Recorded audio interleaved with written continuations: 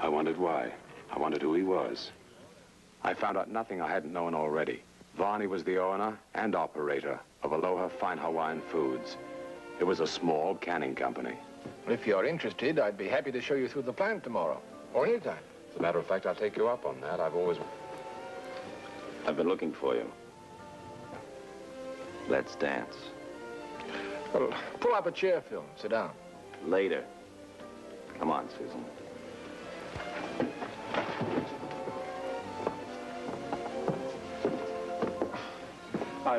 I've known Phil a long time. Phil? Phil Ravina. People often don't understand him. Well, that's odd. I would say he was easy to understand. What does he do? Well, he used to own some kind of experimental laboratory. He doesn't seem like a scientist. Oh, you back so soon? Your name, Lanyard? Yes. Have a cigar. No, thank you. What's the matter with it? Nothing. What do you do, Lanyard? Do you care? I don't. Just visiting the islands? Just visiting. Going to be here long? That depends. Depends on what? On what trouble I get into. If you're looking for trouble, you can usually find it, you know. I don't look for trouble. It always seems to find me. I tell you one thing. I can usually spot it coming from a long way off. Excuse me. Thanks.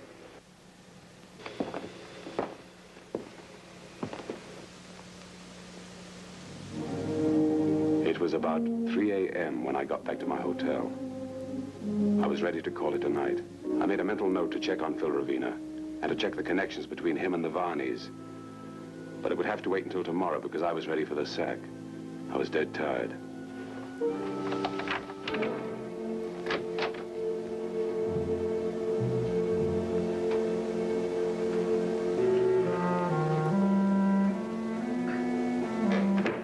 Before he opened his mouth, I knew that Harry Chung had found me. So sorry to disturb you. I'm Harry Chung.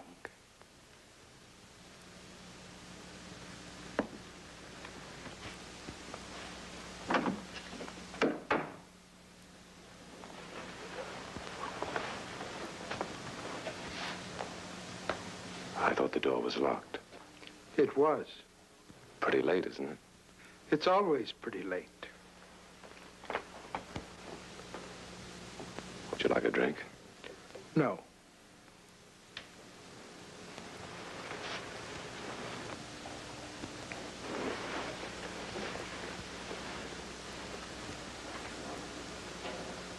So? So? I suppose Jack Wong told you I wanted to see you. If I'd been so happy as to know Jack Wong, he might have mentioned your name. But you don't know him, huh? No. Good, now we're getting somewhere. Do you happen to know a man named Raymond Varney? Only the name. I think he exports Hawaiian delicacies. Huh. Do you know a man named Phil Ravina? Ravina? No. This name is not in my memory. Is there a reason why you ask? No, it's not important. Just some people I met tonight. Oh, yes. Mr. Chung, let me ask you a hypothetical question. Hypothetical question? Oh, yes. If this, and if this, what if? Ask. Suppose you had a fortune in jewels or gold or something else, say in Macau or Hong Kong, and you wanted to bring it to Honolulu or Hilo. What would you do? I would declare the objects and pay the duty. Suppose you didn't want to do that. This raises a rather peculiar problem. Do you have a map of the islands? Yes, I think so.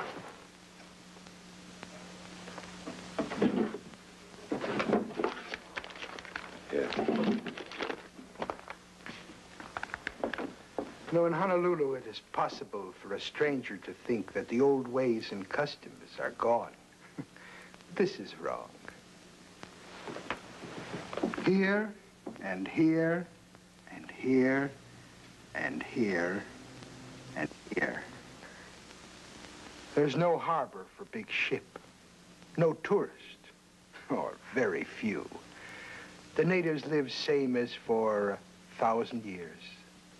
I understand. Around these islands, coral reefs, very dangerous even to small ship. But the natives manage very well with outrigger canoe. No sail, no light, no motor. At night, impossible to see. I'm following you. Go ahead. Now, here come the big freighters from Hong Kong, Macau, Shanghai, India, everywhere. So in the middle of the night, something is dropped from the deck of a ship. Perhaps it's attached to a marker or a buoy. Eventually, this something finds its way to Honolulu. Quite simple. Of course, this scheme would only work if you knew the natives and had been raised with them, as I was. Of course, this is only if this and if that. What was the word? Hypothetical. Of course. You ask a hypothetical question, you get a hypothetical answer.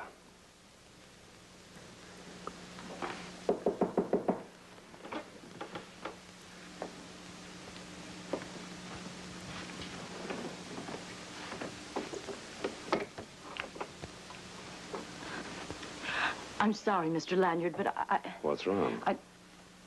Oh, I'm sorry. That's all right. Mr. Chung was just leaving.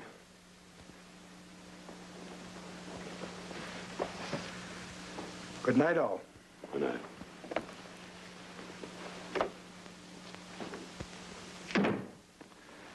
Now tell me about it. I had to come because...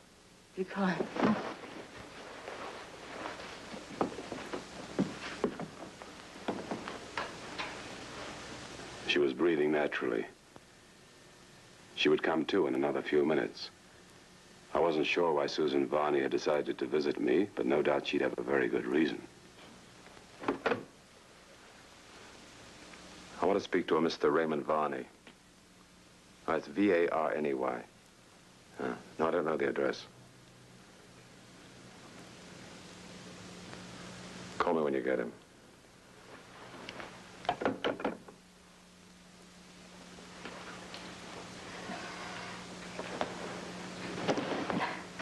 I'm sorry, I didn't mean to do that.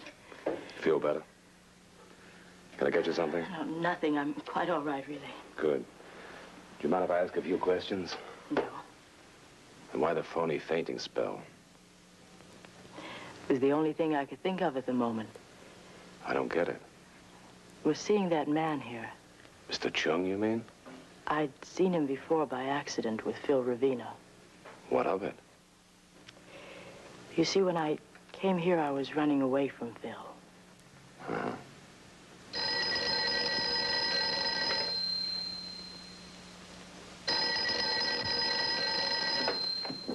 Yeah? One moment, please.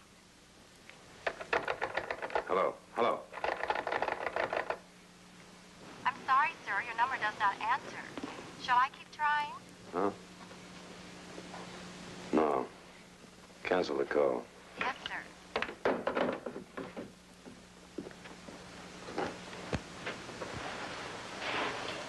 I thought a little breath of fresh air might do me good. Uh-huh. What was this about Ravina? Frightens me. I think he's dangerous. Have you, told your husband? I tried to tell him, but he thinks it's all a joke. Right after you left, Phil told my husband that you'd been asking a lot of questions. Did he say what questions? No. He and Raymond went to the bar together. I didn't hear the rest. But Raymond left immediately. He was upset. When Phil came back to the table, I asked him what it was all about. I asked him about you. He threatened to kill me if I didn't mind my own business. What do you want me to do? Tell me if my husband's in trouble. Tell me what you know about Phil. I can't tell you anything about him. I only met Ravenna, your husband, and you a few hours ago. I've got to get away, I'm afraid. You must help me, you must. No one could help Susan Varney anymore. She was dead. Looking for a cold can? Search high and low, but it's a mixed-up maze. Search the shelves, search the door. Uh-oh, it ends up on the floor. 090400.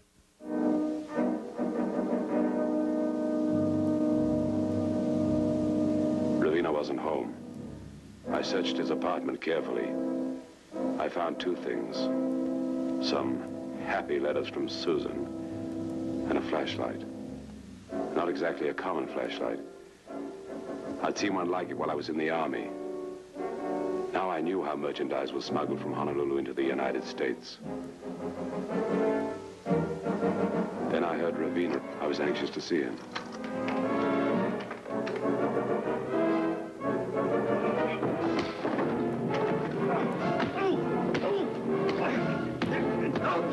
Okay!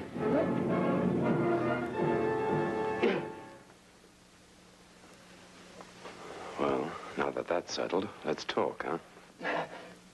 What do you want? Susan told me you thought I was asking too many questions. That's a lie. Besides, she's dead. Is that why you killed her? You're crazy, Lanyard. I didn't kill her. The police say you did. Well, that's only for a little while longer. I don't know what you're talking about. If you didn't kill her, and tell me who did, I'd like to know. So would the police. But I suggest you don't call them. You see, I know about you and Chung. Nice to have seen you again, Mr. Ravenna.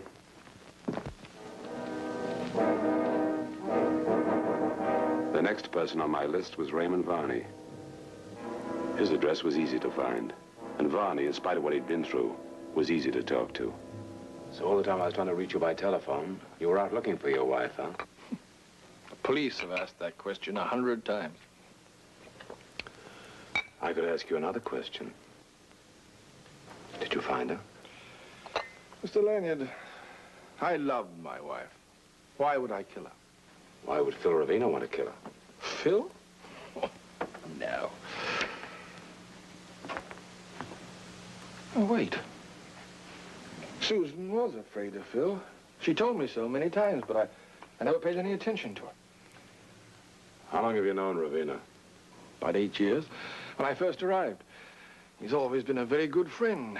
In fact, he's my silent partner. How's that? Well, I wanted to expand my business. That was about 2 years ago. But I didn't have the cash. Phil gave it to me, so I gave him an interest. Is he a lot of money? I don't really know. He always seemed to have enough. He invested much more in a photographic process he was hoping he could license for stage effects and advertising displays. Then he suddenly lost interest in it. When I needed help, he gave it. Since then, he's been reasonably active in my business. Uh-huh. Have you ever heard of a man called Chung? Once. Some time ago. Why? Phil spoke of him. Something about perhaps doing some business together. Anything else? No. Mr. Lanyard, tell me, do you believe Phil Ravenna killed Susan? What do you think? Well, for me, that's a very difficult question. Susan and I were very happy. Though there was an age difference, it didn't matter. Our tastes were alike. But I can't somehow forget her fears about Phil. Well, if you give me a little time, maybe I can get you all the answers. By rights, I should telephone the police and tell them you're here. But I do want to know who killed Susan. Thanks. I telephoned Johnny Martin and told him to come fast. He was due in on the 10 o'clock plane. It was on time. He was going to be surprised at how simple it was to smuggle any small item into any country. And I was going to find Susan Varney's murderer. Hello, Johnny. Michael. Welcome to the island. Thank you. Got it all wrapped up, huh? I hope you're right. You got the empty can? It's in the bag. Good, wait a minute. I have to make a couple of phone calls. Set the stage.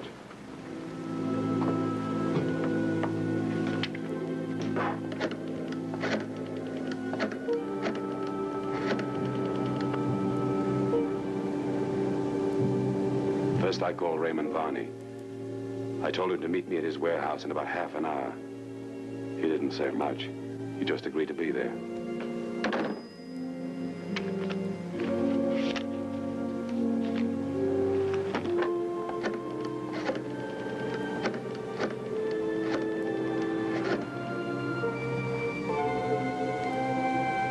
Next, I telephoned Phil Ravina. I told him the same thing, but I added I wanted him to bring Harry Chung. I told him to meet me at the warehouse and to be there in half an hour. He said he'd show, and with Chung. Right. Better be good. I think it will be. At least it'll be interesting. Let's go.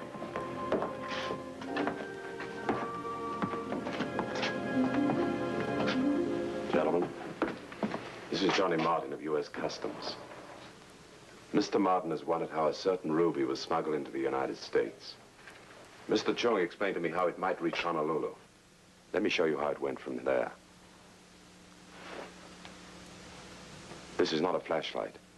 It, however, makes a light, but one that you can't see. The black quartz lens cuts all visible light rays and transmits only ultraviolet. It works only in the dark. Let me show you. Suppose this is a warehouse in the United States. A man knows that one can, in a certain marked case, contains a fortune. How is he able to find it? Give me the empty can, Johnny.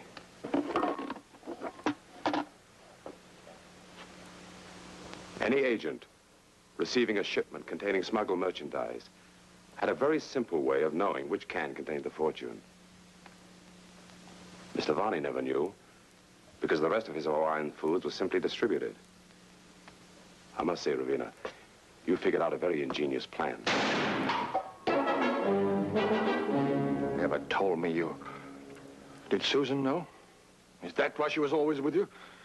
Or is that why you killed her? Shut up, you fool! Mr. Varney killed her. I saw him. You think I didn't know about you, too? I've hated ever falling in love with you. Yes, I killed her. Drop that gun, Ravina. Lights, Johnny. You all right, Mike? Yeah. Say, Mike, did you have this all figured out, or was it just a happy accident? It was easy, once I found the flashlight. Ravina and Chung were enjoying a fine little business. It might have gone on for years if it hadn't been for Varney's wife. Yeah, I guess so. Cost the country a lot less if Ravina had been a better shot. Yeah. I don't know about you, Johnny, but I've learned one thing. The next time I set a stage, there's going to be better light.